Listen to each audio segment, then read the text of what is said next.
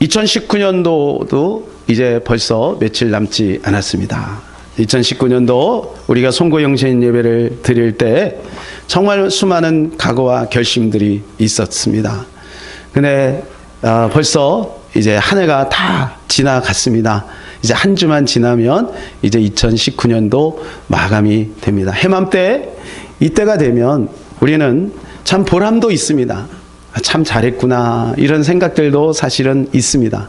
하지만 아쉬움도 있는 것이 사실입니다. 여러분, 시간은 유수와 같다고 하죠. 시간은 날아가는 화살과 같다 합니다. 잡을 수가 없는 것이죠. 저는 종종 우리 아이들이, 주일학교 아이들이 중학생이 되고 또 어느덧 중고등부 아이들이 청년이 되어 있는 것을 볼 때 깜짝깜짝 놀랍니다. 아우, 이 아들이 이렇게 많이 컸네. 그 이야기를 하면서 속으로 야, 그렇다면 내가 이렇게 늙은 거구나 이런 생각을 하게 됩니다. 여러분, 가는 세월 오는 세월 막을 수가 없다고 하지 않습니까? 오늘 본문을 보게 되면 시간의 주인이 누구인지를 이야기해 주고 있습니다. 여러분, 시간의 주인이 누구인가요? 시간의 주인은 우리가 아니고 시간의 주인은 바로 하나님이신 것입니다. 우리는 이 시간을 내 것이라고 생각을 하고 우리는 이 시간을 소중하게 여기지 않는 모습들이 있을 수 있습니다. 오늘 칼럼에 보게 되면 그런 이야기가 있는데 제가 이야기를 해드릴게요. 어느 날 어떤 분에게 한 통의 전화가 왔습니다. 은행에서 전화가 왔어요.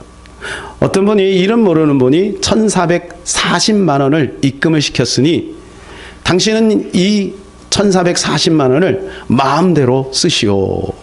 이렇게 이야기를 하는 거예요. 근데 갑자기 누가 여러분 그렇게 많은 돈을 보냈을 때 우리가 함부로 그 돈을 못 쓰죠. 근데 그분이 그런 얘기를 했어요. 대신 이 돈은 오늘 꼭 써야 합니다. 안 그러면 사라집니다. 그래서 그 이야기를 듣고 그분은 쭈삣쭈삣 하다가 차일피일 미루다가 그 돈을 못 썼어요. 근데 놀라운 것은 그 다음날이 됐는데도 또 전화가 왔어요. 또 입금이 됐다는 거예요. 그래서 이번에는 그럼 한번 돈을 써볼까 생각을 하고 그 돈을 썼습니다. 그런데 그 다음날이 됐는데 또 입금이 됐다는 거예요. 여러분, 이 1,440만 원이 무엇일까요? 그렇습니다. 시간입니다. 24시간을 분으로 환산하면 1,440분인 것입니다. 우리는 모든 사람들에게 하나님께서 우리의 인생의 통장에 1,440만 원 이상의 가치가 되는 시간을 공평하게 제공해 주셨죠. 그래서 그 시간을 우리가 써도 되고 사용하지 않아도 되는 것입니다. 근데 어떤 사람은 그것을 잘 사용해서 마지막 인생에 이제 마무리할 때 참 모든 사람들 앞에 귀감이 되는 사람도 있고 어떤 사람은 그 시간을 잘 사용하지 못하는 사람도 있습니다. 어떤 사람은 그 시간을 자기 자신만을 위해서 사용하고 하나님 앞에 섰을 때 아무런 이제 영광 돌릴 것이 전혀 없는 그런 사람도 있을 것입니다. 사랑하는 여러분, 시간은 영원히 나의 것이 아닌 것이죠. 시간은 바로 하나님의 것인 거고 하나님은 우리에게 맡겨주신 것이라고 하는 것입니다. 그러므로 우리는 이 시간을 소중하게 생각해야 됩니다. 내일은 나의 것이 아닌 것이죠. 여러분, 세월호 사건을 보면서 어떤 생각을 드셨습니까? 저는 세월호 사건을 문득 떠올릴 때마다 내일은 나에게는 없다 그런 생각을 해봅니다. 여러분, 그 아이들이 아침에 엄마 아빠 나 수학여행 다녀올게. 여러분 3박 4일 재밌게 친구들하고 놀고 그러고 나서 당연히 집으로 올 거라고 생각을 한 거죠. 아침에 출근하면서 당연히 나는 사랑하는 가족들 품에 안길 거라고 생각하고 출근을 합니다만 불의의 사고로 여러분 내일을 잃어버리는 사람들도 있는 것을 보게 됩니다. 사랑하는 여러분, 우리에게 이 시간이 주어졌습니다. 우리는 지난 1년 동안 이 시간을 어떻게 사용했습니까? 저는 오늘 본문을 중심으로 해서 세 가지 교훈을 함께 나누고자 합니다. 첫 번째는 때를 잘 분별하는 자가 시간을 잘 활용할 수 있다라고 하는 거예요. 모든 것은 만사가 때가 있다라고 이야기를 합니다. 여러분 오늘 1절에서 8절 말씀에 보게 되면 이게 때에 대해서 이야기를 해주고 있는데 우리 같이 한번 읽어보겠습니다. 시작. 범사에 기한이 있고 천하 만사가 다 때가 있나니 날 때가 있고 죽을 때가 있으며 심을 때가 있고 심은 것을 뽑을 때가 있으며 죽일 때가 있고 치료할 때가 있으며 활 때가 있고 세울 때가 있으며 울 때가 있고 웃을 때가 있으며 슬퍼할 때가 있고 춤출 때가 있으며 돌을 던져버릴 때가 있고 돌을 거둘 때가 있으며 안을 때가 있고 아는 일을 멀리할 때가 있으며 찾을 때가 있고 잃을 때가 있으며 시킬 때가 있고 버릴 때가 있으며 찢을 때가 있고 꿰맬 때가 있으며 잠잘 때가 있고 말할 때가 있으며 사랑할 때가 있고 미워할 때가 있으며 전쟁할 때가 있고 평화할 때가 있느니라. 만사는 다 때가 있다는 거예요. 그래서 그 때에 맞게 살아가는 것이 중요한 것이에요. 남들 다 잠잘 때는 잠을 자야 될 것이고 일어날 때는 일어나야 되는 것이 당연한 것 아니겠습니까? 그래서 이 때를 잘 알고 그렇게 살아가는 사람은 이 시간을 효율적으로 사용을 하는 거예요. 공부할 때는 공부를 해야 되죠. 놀 때는 놀아야 되죠. 농부가 봄에는 씨를 뿌려야 되죠. 그래야 가을에 거두는 거예요. 만일에 공부할 때 공부하지 않으면 나중에 가서 고생을 하겠죠. 그리고 씨를 뿌릴 때 씨를 뿌리지 않으면 나중에 가서 낭패를 당하겠죠. 여러분 오늘 나에게 주어진 시간은 너무너무 소중한 시간인 거예요. 이런 말을 여러분 기억하십니까? 당신이 당연히 생각하는 오늘은 어제 죽은 그 사람이 그토록 바라던 내일입니다. 여러분 내일 일은 우리의 것이 아니다 라고 하는 거예요. 그래서 오늘 주어진 일들을 내일로 미루지 말고 우리는 최선을 다해서 그 일들을 감당해야 되는 것입니다.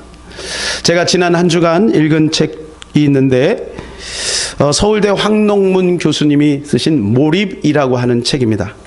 여러분 이 책에 보면 시간을 어떻게 하면 효율적으로 사용할 수 있는지에 대해서 이야기를 해주고 있습니다. 그것은 몰입이라는 거예요. 집중이 높아지면 그 시간을 효율적으로 사용할 수 있다라고 하는 거예요. 자, 예를 들어서 여러분들이 어떤 좋은 원하는 일들을 여러분이 하고 싶은 일들을 한다고 생각해 보세요.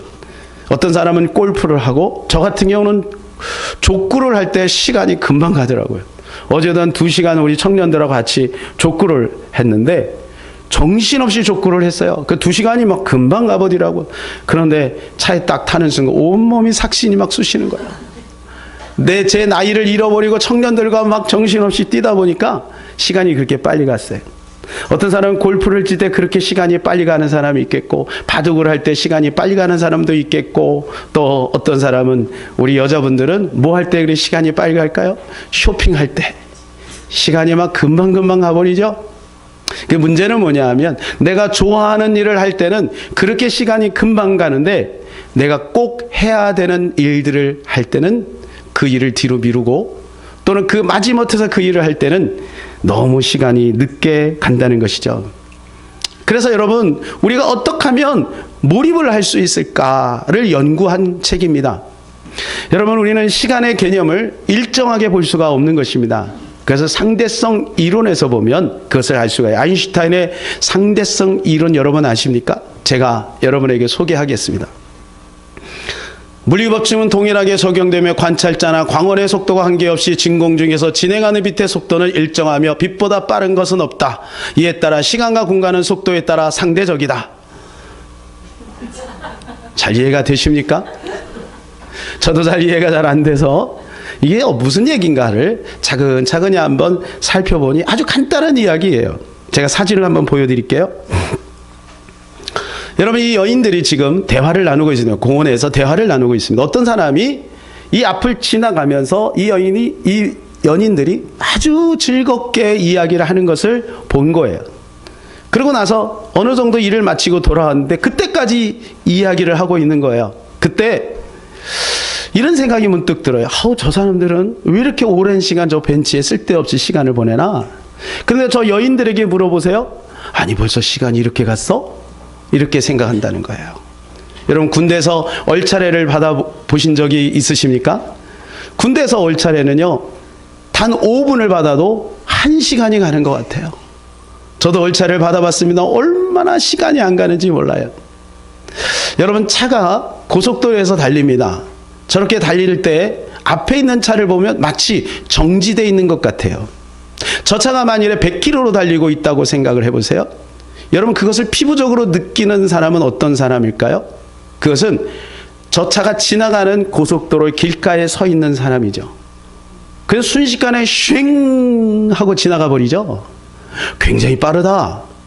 그런데 저 뒤에 있는 차는 앞에 있는 차를 볼 때 마치 정지되어 있는 것 같은 거예요. 그럼 여러분, 어떤 것이 맞습니까? 정지되어 있는 것 같은 느낌이 맞는 겁니까? 아니면 100km로 가고 있는 것을 보는 그 사람의 시선이 맞는 것입니까? 둘 다 사실인 것입니다. 그러니까 여러분, 시간은 상대적인 거예요. 내가 얼마나 그 시간을 몰입하느냐에 따라서 그 시간은 1시간이 2시간이 될 수 있고 10시간이 30분이 될 수도 있다는 것이죠. 그래서 몰입은 성과를 높이고 행복지수를 높이고 그리고 삶의 질을 높여준다는 것이죠. 그래서 어떻게 몰입할 수 있는가? 문제는 내가 좋아하는 거, 게임을 좋아한다면 여러분, 게임하는데 뭐 하라 그러면 얼마나 신이 나겠습니까? 금방금방 시간이 가죠. 밥도 안 먹고 뭐 하죠. 몰입이 얼마나 잘 됩니까? 근데 문제는 내가 매일같이 해야 되는 공부, 내가 매일같이 해야 되는 일, 이러한 일들도 우리가 이렇게 몰입할 수 있는가?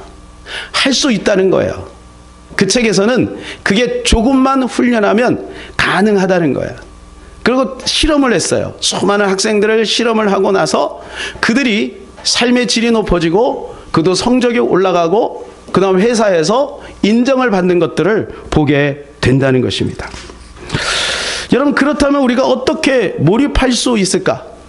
저는 이 말씀을 보면서 하나님께서 두 가지 인사이트를 주셨는데, 첫 번째는 동기요, 두 번째는 동력이다. 여러분, 동기가 왜 중요하냐 하면, 여러분, 내가 어떤 목적이 분명한 사람은 반드시 그 일을 하게 되고 거기에 집중하게 되어 있는 것이죠. 근데 목적이 분명하지 않으면 여러분, 그 일을 자꾸 뒤로 미루게 되어 있는 거예요. 이번에 만점 받은 한 친구가 있습니다. 제가 어떤 목사님 말씀을 듣다가 오늘 아침에 그 친구가 어떻게 해서 그렇게 됐는지 보고 깜짝 놀랐습니다. 그 친구가 옛날에는요, 성적이 전교에서 같은 반에서 127명 중에 126등이었대요. 우리는 그런 사람을 구제불능이라고 하죠. 소망이 없는 거예요. 그런데요, 그 친구가 어느 날 어머니를 보면서 삶의 동기가 생긴 거예요.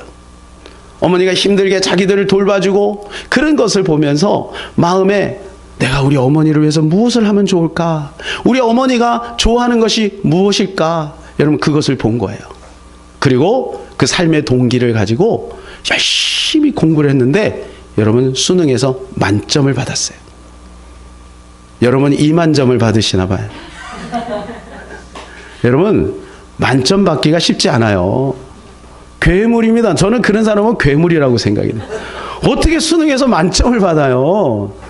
삶의 동기가 생기니까 인생이 바뀌는 거예요. 성과가 생기는 거예요. 삶의 열매가 생기는 거예요. 여러분, 그래서 우리가 이 동기가 중요한 것이죠. 동기. 여러분, 목적이 이끄는 삶이다 라는 말이 있습니다. 이 동기가 과연 무엇일까? 이것은 바로 믿음입니다. 믿음은 동기를 불러일으킵니다.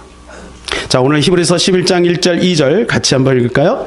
믿음은 바라는 것들의 실상이요 보이지 않는 것들의 증거니 선진들이 이로써 증거를 얻었느니라. 여기서 바라는 것이라는 것이 원어가 엘피조입니다. 엘피조는 무슨 뜻을 가지고 있냐면 추측한다, 그런 것이에요.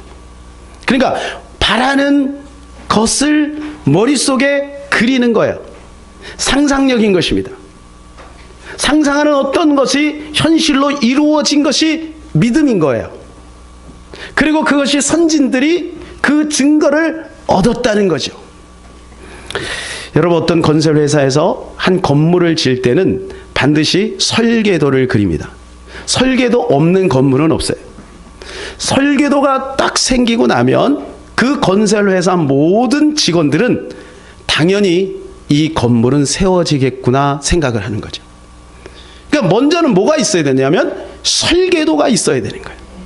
사랑하는 여러분, 여러분의 인생에 설계도가 있습니까? 자녀의 설계도가 있습니까? 여러분이 설계도가 분명해야 그 목적이 이루어지는 것이라는 거예요. 그러니까 믿음은 뭐냐 하면 바라는 것들의 실상인 것이에요. 그러니까 내가 믿음이 있다 하면서도 체념하고 낙심하고 그리고 아무런 비전이 없는 사람은 믿음 있는 사람이라고 말할 수가 없는 것이죠. 그래서 하나님께서는요, 믿음의 선진들을 불러서 그들에게 믿음을 심어주는 거예요. 아브라함을 보세요. 여러분, 아브라함은 100세가 되어서야 아들을 낳았습니다.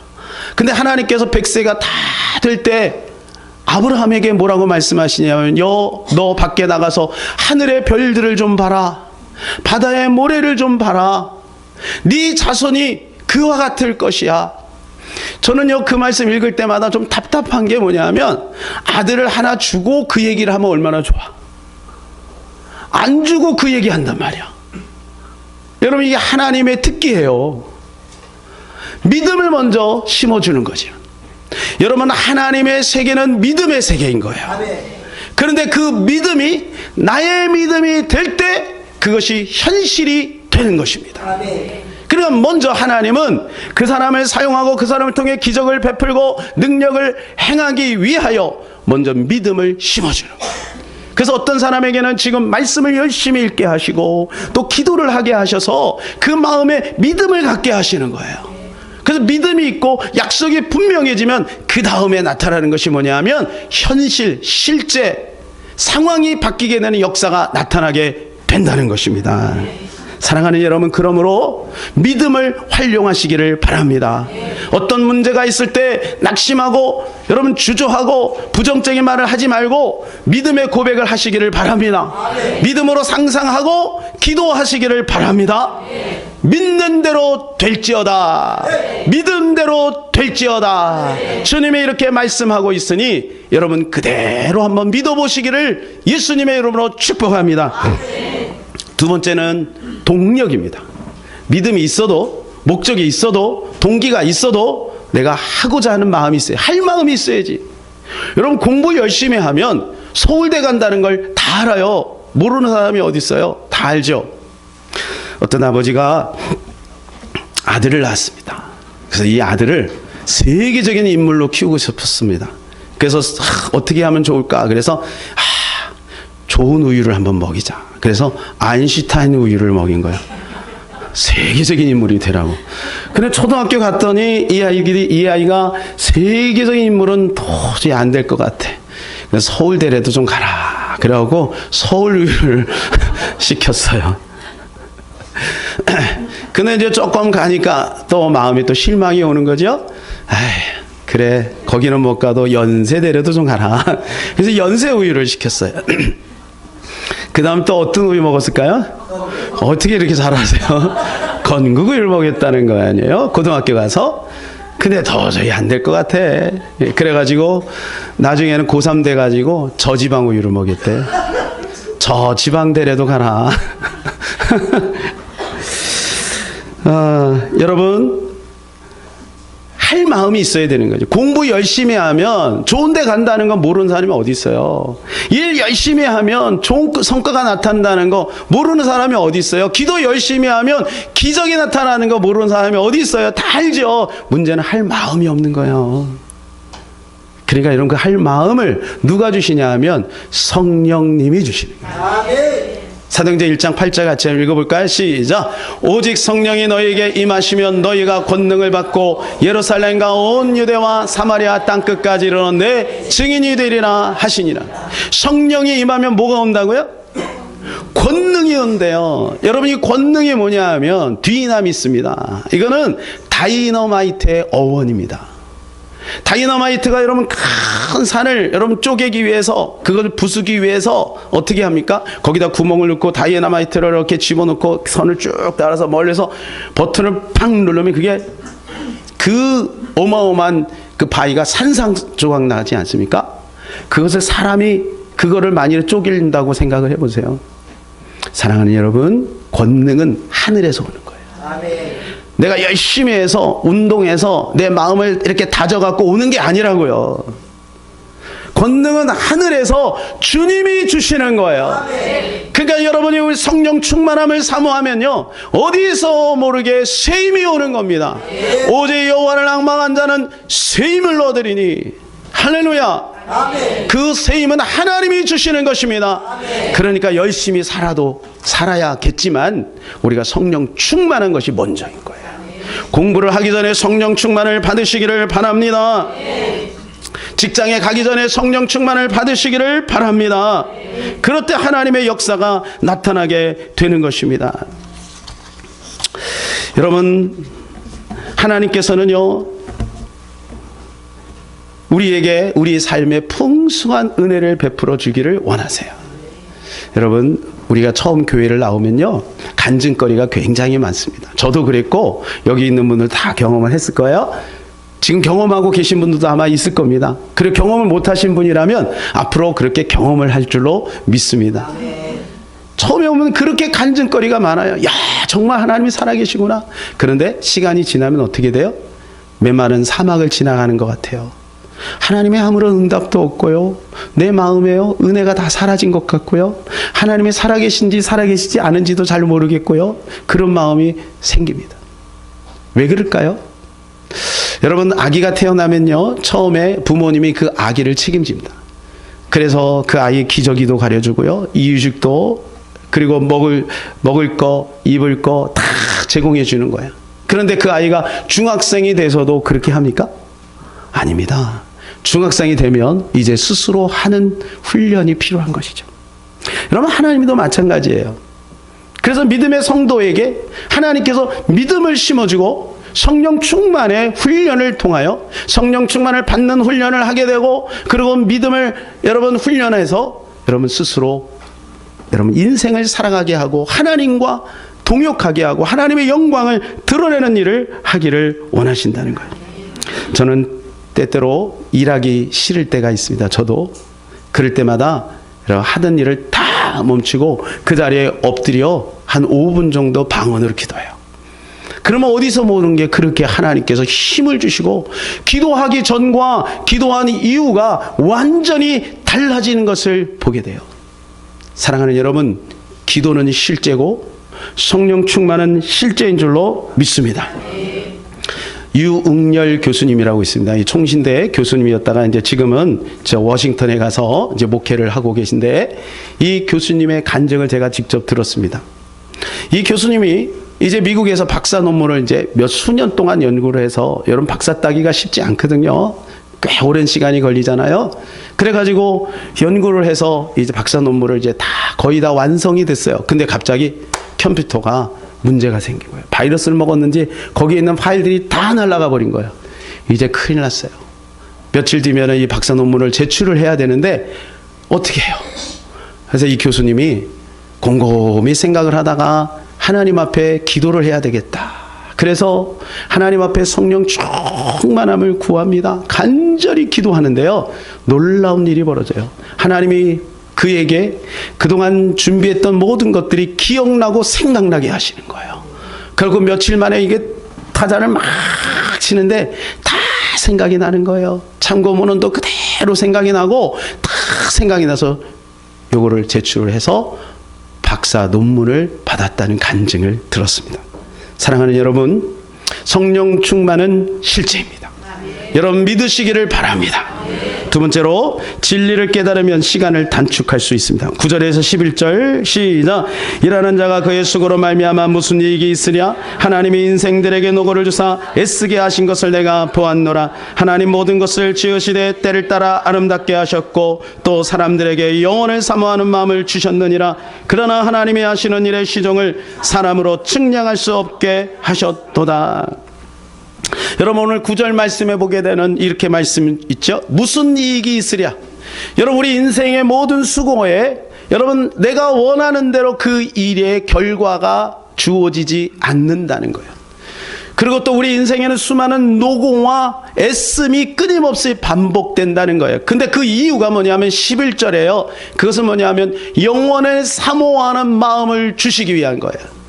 여러분, 우리가 몸이 아프고 힘들고 인생 고해 같은 인생을 살아가면서 여러분, 우리가 깨닫는 것은 뭐냐 하면 나는 피조물이라는 거죠. 하나님은 창조주라는 것이죠. 나는 죽으면 주님 앞에 쓴다는 것이죠. 영원한 천국과 지옥이 있다는 것을 우리는 자연스럽게 깨달아 알게 되는 것입니다. 그러므로 하나님께서 우리를 사랑하셔서 그 진리를 우리에게 허락해 주신 것입니다. 사랑하는 여러분, 우리가 이 진리를 알고 있습니다. 그러므로 이 진리를 따라 살아가는 것이 여러분, 우리가 시간을 절약하는 방법인 것입니다. 그래서 잠언 16장 9절에 이렇게 말씀을 해주고 있어요. 시작. 사람이 마음으로 자기 길을 계획할지라도 그의 걸음을 인도하시는 이는 여호와 신이라. 여러분, 사람에게 수많은 계획이 있어도 그 걸음을 인도하시는 분은 하나님인 것입니다. 그래서요, 우리가 이 진리를 알고 살아가는 것이 매우 중요한 것이죠. 여러분, 선악과를 따먹은 아담 때문에 우리 인류가 얼마나 많은 시간 낭비를 하고 있습니까? 여러분, 이스라엘 백성들을 한번 보세요. 40일이면 갈 수 있는, 일주일이면 갈 수 있는 그 길을 하나님의 그 진리를 깨닫지 못하고 약속을 저버리니까 40년이 걸렸어요. 40년. 여러분, 우리가 진리를 알면 시간은 단축되게 될 줄로 믿습니다. 이 사진을 한번 여러분 보실까요? 그 다음. 네. 여러분, 이 사진이 무슨 장면이냐면 티베트 불교인들이 성불을 하기 위해서, 쉽게 말해서 구원을 받기 위해서 고행하는 것입니다. 이들은 4,000km가 되는 높은 수미산이라고 하는 그 산 위로 저렇게 1만 배를 하고 그 산 꼭대기에 올라가서 거기에 도착하면 또 그 자리에서 1만 배를 한대요.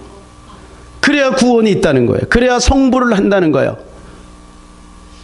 여러분, 우리 예수님 믿기 잘했죠? 우리는 그 고생하지 않아도 됩니다. 예수 그리스도만 온전히 믿으면 다 구원을 받을 수가 있는 것입니다. 여러분, 성철 승리라고 여러분 아십니까? 1997년도인가요? 그때 이분이 소천을 하셨죠? 돌아가셨죠? 그런데 여러분, 이분이 살아계실 때 어마어마했습니다. 불교계에서 여러분, 이분을 추종하는 사람들이 인산인해를 이루었습니다. 이분은 잠을 앉아서 수십 년 동안을 잠을 앉아서 주무셨대요. 그러니 뭐 얼마나 나름대로 깨달음이 있지 않았겠습니까? 그런데 이분이 죽기 바로 직전에 이런 고백을 했습니다. 내 죄는 산보다 높고 바다보다 깊은데 내 어찌 감당하랴. 내가 80년 동안 포교한 것이 헛것이로다. 우리는 구원이 없다. 죄값을 해결할 자가 없기 때문이다. 내 인생을 잘못 선택했다. 나는 지옥에 간다. 한평생 남녀무리를 진리가 아닌 것을 진리라고 속인 죄가 너무 커 지옥에 떨어진다. 잘 깨달았죠. 그죠? 그러나 여러분, 깨달으면 뭐합니까? 구원의 길을 모르는데, 그런데 우리는 예수 그리스도로 말미암아 구원의 길에 이르게 된 것입니다. 아멘. 얼마나 놀라운 축복인 것입니까?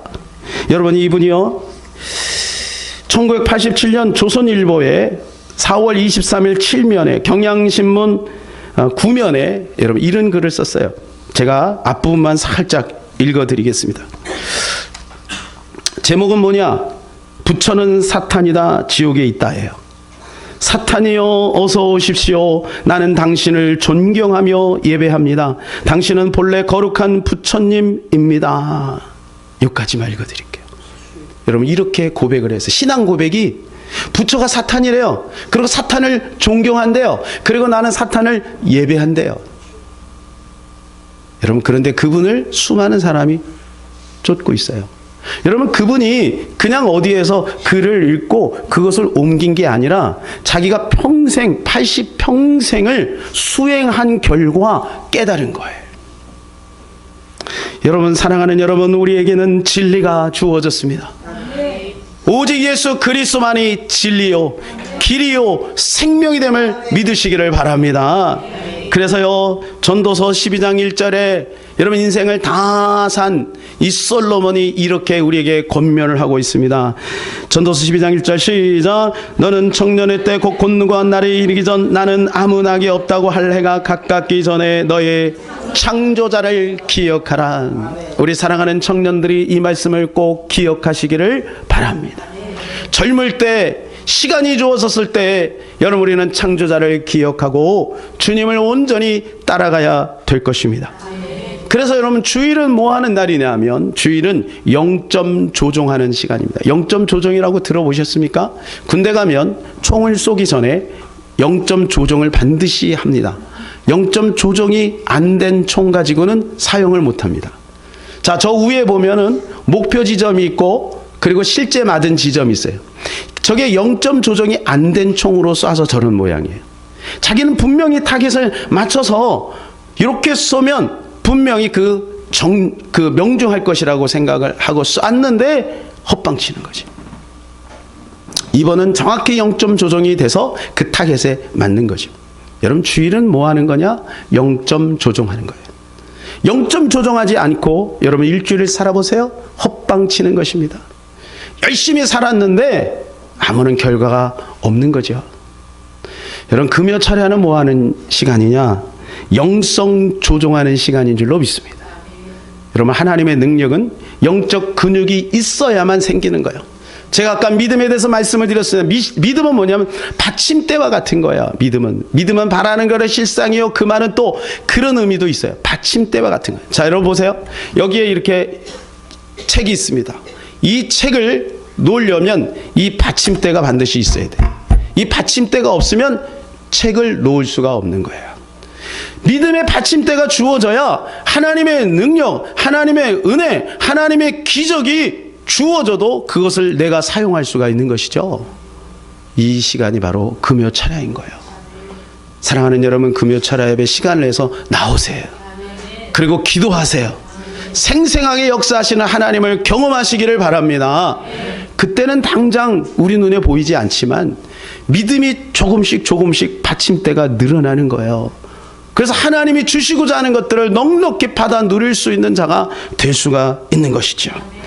요한 3서 2절입니다. 시작. 사랑하는 자여 내 영혼이 잘된 같이 내가 범사에 잘되고 강건하기를 내가 간구하노라. 영혼이 잘돼야 범사가 잘되고 강건해지는 것입니다. 할렐루야. 우리는 하나님 믿으니까 당연히 범사가 잘되고 강건해질 것이라고 생각하지만 영혼이 잘되는 것이 먼저인 거예요. 하나님은 우리의 영혼을 더 귀하게 보시는 것입니다. 마지막 세 번째로 시간을 생명처럼 귀하게 여기려면 과거를 통해 현재를 살고 또 미래를 준비해야 합니다. 14절 15절 같이 읽읍시다. 시작. 하나님께서 행하시는 모든 것은 영원히 있을 것이라 그 위에 더할 수도 없고 그것에 덜할 수도 없나니 하나님이 이같이 행하심은 사람들이 그의 앞에서 경외하게 하려 하심인 줄을 내가 알았노라. 이제 있는 것이 옛적에 있었고 장래에 있을 것도 옛속에 있었나니 하나님은 이미 지나간 것을 다시 찾으시느니라. 여러분 이 말씀이 하나님의 역사의 주관자가 되신다는 말이에요. 하나님 과거 현재 미래를 동시에 보고 있어요. 하나님은 시간의 개념이 없습니다. 시간의 개념은 자전과 공전 안에서 이루어진 거예요. 그러니까 하나님은 시간을 초월하는 거예요. 항상 현재의 하나님은 여러분의 과거도 보고 있고 현재도 보고 있고 미래도 동시에 보고 있는 거예요. 그럼 우리는 어떻게 해야 되느냐 하면 이 시간에 모든 주관자 되신 하나님 앞에 나가서 우리의 과거를 돌아보고 현재를 열심히 살고 미래를 준비해야 되는 거죠. 그것이 지혜로운 인생이라는 거예요. 그래서 우리는 이 시간을 통전적으로 볼 수 있는 눈이 필요한 줄로 믿습니다. 그래서 우리는 항상 과거, 현재, 미래를 동시에 봐야 돼요. 우리 성도들이 잘못하면 오해하기 쉬운 것이 뭐냐면 나 지금 예수 믿으니까 하나님 빨리 내가 원하는 것을 해주세요. 여러분 그런 생각을 하면 굉장히 많은 오류가 생깁니다. 우리의 과거를 돌아봐야 돼요. 청산할 것들은 청산해야 돼요. 그리고 지금 나에게 주어진 시간들을 최선을 다해서 열심히 살아가야 돼요. 그리고 미래를 바라보고 비전을 가지고 믿음을 가지고 나아가야 되는 것입니다. 유성령의 징비록이라고 하는 책이 있습니다. 임진왜란 때 앞뒤 전후의 역사들을 기록하고 있어요. 어떻게 해서 임진왜란이 벌어졌는지 그 이유에 대해서 이 유성령은 이렇게 진단을 합니다. 선조 때 임진왜란이 발생되기 전에 200년 동안 평화가 있었대요. 여러분, 평화는 얼마나 좋은 것입니까? 그런데 문제는 미래를 준비하지 않은 것이죠. 그리고 임진왜란이 탁 터지고 나니까 여러분 그 공경 속에 빠지게 된 거예요. 그 이유를 이제 그 역사 속에서 한번 찾아보니 태조 왕건 때부터 세종대왕은 조선시대 가장 흥왕했던 시대 아닙니까? 그때까지 일본의 사절단을 60여 회에 걸쳐서 사절단을 보냈어요. 그리고 신숙주가 돌아와서 해동 제국기라고 하는 책을 쓸 정도로 일본과 긴밀한 관계 속에 있었고 외교를 잘 했다는 거예요. 그리고 전쟁이 일어나지 않도록 미리미리 잘 교감을 이루어 나갔던 것이죠. 그런데 연산군부터 선조 때까지 비록 이 땅에 평화는 있었는지 모르겠지만 물론 안에 내부는 있었죠. 그럼 외교적인 갈등이 좀 잦아들 때 여러분 일본의 사절단을 단 5회밖에 보내지 않았다는 거예요. 그리고 나중에 도요토미 히데요시가 정탐꾼들을 보냈을 때 그들이 뭐라고 보고를 하냐면 이 땅에는 군대가 없소이다 라고 보고를 했대요. 군대가 없지는 않았겠죠. 그러나 군대가 얼마나 허술했으면 그들은 이 조선을 얕본 거죠. 그리고 조선을 지렛대로 삼아서 명나라를 쳐들어가려고 조선을 우습게 여기고 막 진격해 들어와야 돼. 다행히 하나님이 이순신 장군을 예비하셔서 이 땅이 보존이 된 거죠. 여러분, 여기서 우리가 얻는 교훈이 무엇입니까? 개인적으로나 가정적으로나 여러분 교회적으로나 국가적으로 다 마찬가지입니다. 지금 평화롭고 아무 일도 없다 하여 여러분 안심하면 안 돼요. 그날을 준비해야 되는 거예요. 안전하다 평안하다 할 그때에 예수님이 도적같이 온다고 말씀하셨어요. 그래서 깨어서 근신하여 그 나라를 우리는 준비해 나가야 되는 것입니다. 그래서 때로는 하나님께서 우리에게 잦은 고통을 주셔서 우리로 하여금 근신하게 하고 그래서 영적으로 강하게 무장하게 하시는 것이 하나님의 계획이라는 거예요. 때로는 그래서 하나님께서 우리에게 징계를 허락하십니다. 그러므로 징계를 받을 때 두려워하지도 말고 징계 때문에 너무 슬퍼하지도 마시기를 바랍니다. 히브리서 12장 8절 시작. 징계는 다 받는 것이거늘 너에게 없으면 사상자여 친아들이 아니니라. 12장 11절 무릇 징계가 당시에는 즐거워 보이지 않고 슬퍼 보이나 후에 그런 말미암아 연단받는 자들은 의와 평강의 열매를 맺느니라. 여러분, 지금 연단받고 있는 분들이 있습니까? 조금만 더 기다리시기를 바랍니다. 의와 평강의 열매가 우리 가운데 주어지게 될 줄로 믿습니다. 하나님은 작은 자를 통하여 큰 일을 이루십니다. 약한 자를 통하여 위대한 일을 이루십니다. 그러나 때가 되어야 하나님이 그 일을 하신다는 것입니다. 이사야서 60장 22절입니다. 시작. 그 작은 자가 천을 이루겠고 그 약한 자가 강국을 이룰 것이라. 때가 되면 나 여호와가 속히 이루리라. 아멘. 여러분, 때가 돼야 되는 거예요. 그러니까 기다릴 줄 알아야죠. 갈라디 6장 9절 시작. 우리가 선을 행하되 낙심하지 말지니 피곤하지 아니하면 때가 이름에 거두리라. 때가 이루야 거두어진다는 것입니다. 이제 말씀을 맺겠습니다. 사랑하는 여러분, 하나님은 좋은 분입니다. 하나님 모든 것을 우리의 모든 것을 알고 계십니다. 그러므로 우리가 이 시간을 소중하게 여기고 이 하나님의 그 시간 안에서 여러분 우리가 준비할 것은 준비하고 믿음으로 우리는 살아가야 될 것입니다. 이제 한 해를 우리가 마무리하고 있습니다. 새해를 준비하고 있습니다. 이제 지난 과거를 돌아보고 또 오늘 우리에게 주어진 이 날들을 소중하게 여기고 2020년도를 우리가 기쁨과 소망 가운데 준비하는 저와 여러분 되시길 예수님의 이름으로 축복합니다. 아멘. 자, 이 시간에 우리 한번 기쁘다 구주 오셨네 한번 찬양하기를 원합니다.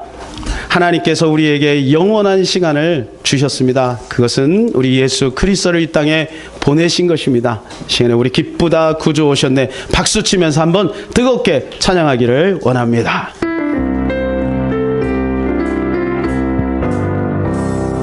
기쁘다 구주 오셨네 만 백성 맞으러 온 교회여 다 일어나 다 찬양하여라 다 찬양하여라 다 찬양하여라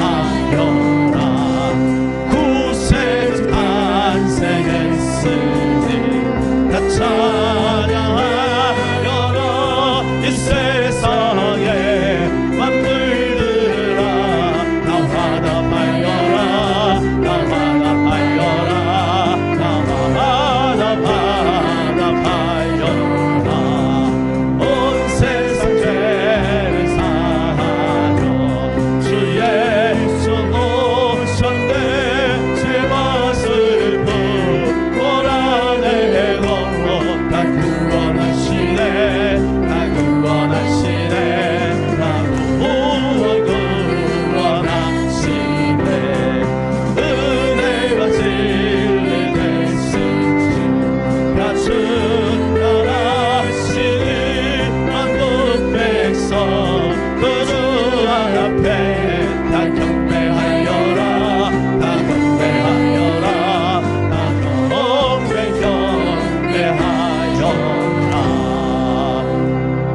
할렐루야. 여러분 우리 예수님 때문에 우리는 영원한 세계를 얻게 되었습니다. 그 예수님 앞에 우리 한번 같이 기도합시다. 하나님 나에게 주어진 시간들 하나님 생명처럼 여기며 귀하게 소중하게 다룰 수 있는 기술이 우리 가운데 있기를 원합니다. 믿음으로 반응하고 성령 충만하기를 원합니다. 역사하여 주옵소서. 이 시간을 주여 한번 간절히 기도합니다. 주여 아버지 하나님 감사합니다. 하나님 오늘도 우리를 사랑하시고 인도하여 주시니 감사합니다. 하나님 아버지 우리에게 하나님 맡기신 귀한 생명들 하나님의 시간들 우리가 소중하게 잘 하나님 앞에 영광 돌리기를 원합니다. 하나님이 주어진 모든 시간들 속에 주의 은혜가 있기를 원합니다. 성령의 역사가 있기를 원합니다. 주의 돌보심이 있기를 원합니다. 우리 사랑하는 귀한 성도들 날마다 믿음으로써 주를 바라보고 승리하게 하여 주옵시고 이 땅에 살며 하나님의 여러가지 육체의 한계 하나님 우리 연약의 한계 속에서도 살아계신 하나님을 바라보며 믿음으로 승리하는 귀한 성도들 다 될 수 있도록 도와주옵소서.